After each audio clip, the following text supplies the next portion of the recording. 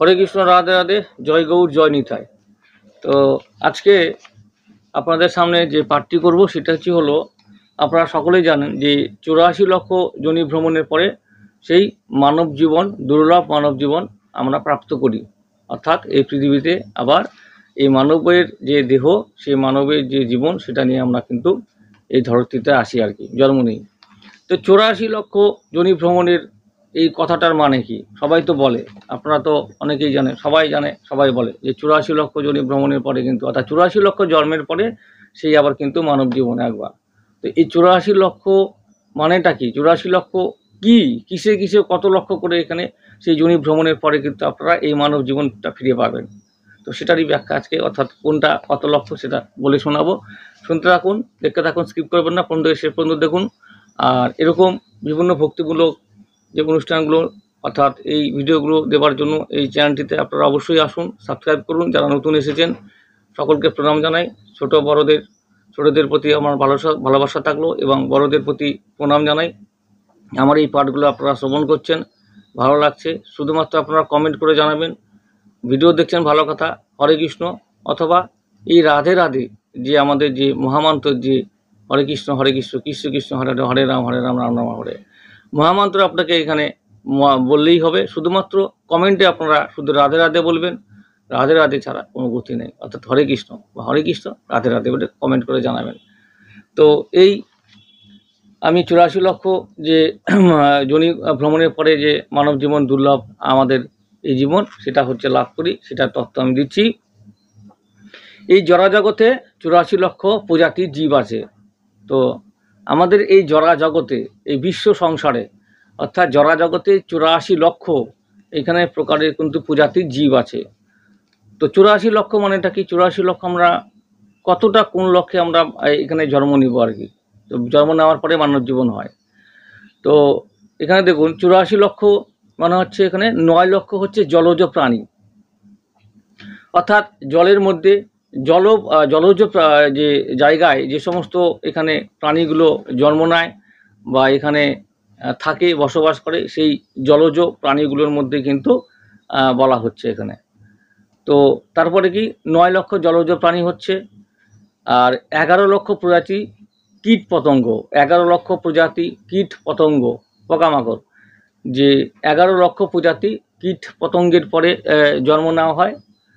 তারপরে এখানে কি বলছে, 10 লক্ষ হচ্ছে পাখি, শুধুমাত্র পাখির যে এত প্রজাতি আছে আপনারা জানেন, ভাবতে পারেন 10 লক্ষ প্রজাতি, তাহলে গোটা বিশ্ব সংসারে তো 10 লক্ষ প্রজাতির এখানে পাখি আছে। সেই 10 লক্ষ, তারপর 10 লক্ষ পাখিতে আপনারা পাখির জনিতে কিন্তু জন্ম নিতে হবে।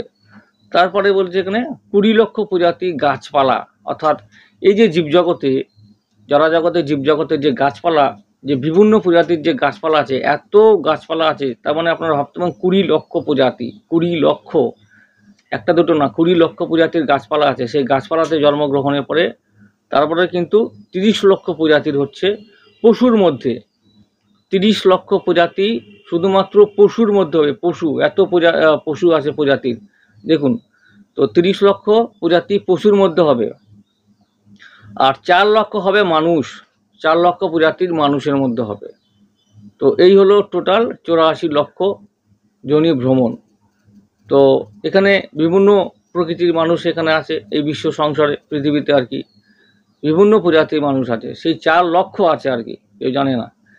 তো তাহলে হচ্ছে এই জড়াজগতে আমাদের টোটাল 84 লক্ষ যোনি ভ্রমণ করে আসতে হবে। 84 লক্ষের মধ্যে কি কি? 9 লক্ষ হচ্ছে জলজ প্রাণী, 11 লক্ষ প্রজাতি কীট পতঙ্গের মধ্যে, 10 লক্ষ প্রজাতি পাখি, 20 লক্ষ প্রজাতি গাছপালার মধ্যে, 30 লক্ষ প্রজাতি হচ্ছে পশুর মধ্যে, বাকি থাকলো 4 লক্ষ প্রজাতি মানুষের মধ্যে। টোটাল হচ্ছে 84 লক্ষ প্রজাতি। আপনারা নোট করে রেখে দিবেন লিখে।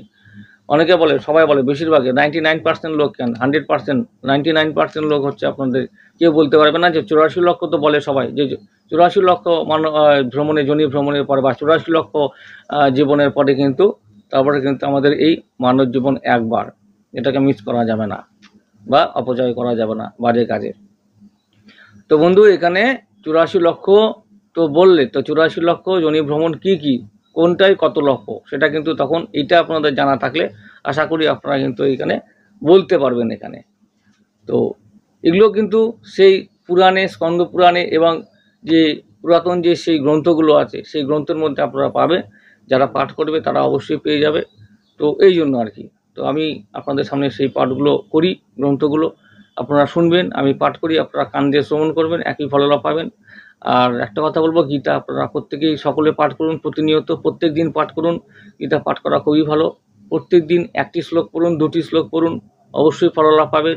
আর যারা পড়তে পারেন না, চোখে দেখতে পান না, কম দেখতে পান, তো তাদের জন্য বলবো যে আমি যে পাঠগুলো আপনাদের সামনে দিচ্ছি আপনারা কিন্তু এই পাঠগুলো কান দিয়ে শ্রবণ করুন, একই ফলালাভ পাবেন। আমি পাঠ করে আপনাদের সামনে শোনাচ্ছি, যে ফল আসবে ভগবান যা প্রদান করবে একই ফল কিন্তু আপনারা কিন্তু এই কান দিয়ে শ্রবণ করলে একই ফল লাভ আপনারা পাবেন। তাই হরে কৃষ্ণ, রাধে রাধে, জয় গীতা, জয় গৌর, জয় নিতাই। আপনারা কিন্তু অবশ্যই মহামন্ত্র পাঠ করবেন এবং আর তার সঙ্গে সঙ্গে অবশ্যই আমাদের যে মানব জীবনে যে সার্থক করার জন্য আমরা যে এখানে জন্ম নিয়েছি, হরিনাম মহামন্ত্র সেটা কিন্তু অবশ্যই করতে হবে। হরিভক্তি বিনা এই জগতে নিস্তার নেই কারো। তাই এখানে কিন্তু হরের নাম হরে নাম কেবলম কৌর নাস্তব নাস্তব নাস্তব গতি।